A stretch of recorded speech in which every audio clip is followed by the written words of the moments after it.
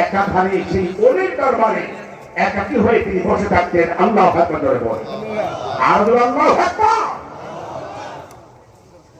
প্রিয় ভাইরা আমার,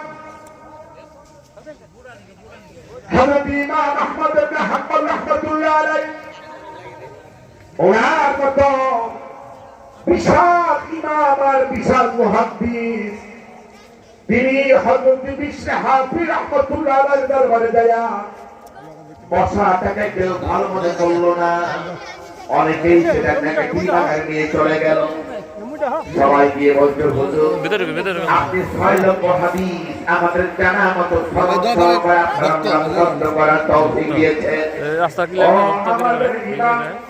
ও আমাদের সেই বিশাল মুহাদ্দিস, আপনি কেন আল্লাহর ওলির দরবারে, কেন সেই বিশর হাফিজ দরবারে আপনি কোন যাইয়া সেখানে বসে থাকেন, নীরবে বসে থাকেন, কারণটা কি? এবার হযরত ইমাম আহমদ ইবনে হাম্বল রাহমাতুল্লাহ আলাইহি তিনি বলছেন, আমার বাবারা, আমি বিশর হাফিজ দরবারে কোন হাদিস জানার জন্য যাই না, কোন তাফসীর জানার জন্য যাই না। আমি কি কারণে যাই, কেন আল্লাহ পাক আমাকে নেয়? আজকে যেহেতু প্রশ্ন করেছো, এই প্রশ্নের জবাব আমি তোমাদেরকে সুন্দর করে দিয়ে দিতে চাই। আল্লাহু আকবার বলি। তোমরা যে আমাকে প্রশ্ন করেছো কেন আমি আল্লাহর ওলির দরবারে যাই, কারণ কি? তোমরা আমাকে এটাও বলেছো যে আপনার 6 লক্ষ হাদিস সনদ সহকারে মুখস্থ। আপনি তো হাদিসের জন্য কোথাও যাওয়ার দরকার নেই, আপনি তো আয়াতের তাফসীর জানার কোনো দরকার নাই। আপনার কিন্তু আল্লাহ পাক দিয়ে রেখেছেন কেনটা আমি তোমাদেরকে ক্লিয়ার করি, কেনটা ওলির দরবারে এটা আমি তোমাদেরকে বলে দিতে চাই।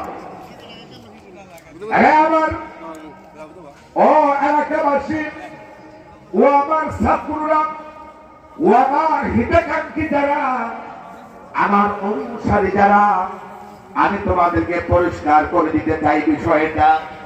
আমি হযরত বিশর হাফিজ রাহমাতুল্লাহ আলাইহির মতো বুজুর্গের দরবারে কোন হাদিসের জন্য যাই না, কোন তাফসীরের জন্য যাই না, বরং কি জন্য যাই সেটা তোমাদেরকে বলে দিতে চাই। এবার হযরত ইমাম আহমদ ইবনে হাম্বল রাহমাতুল্লাহ আলাইহি তিনি বললেন, হে আমার অনুসারীরা, আমার ভক্তরা, তোমরা সুন্দর করে খেয়াল রাখো। হযরত বিশর হাফিজ রাহমাতুল্লাহ আলাইহি আল্লাহ পাকের বিশাল একজন বুজুর্গ, ওনার সাথে আল্লাহ পাকের বিশাল একটা সম্পর্ক তৈরি হয়ে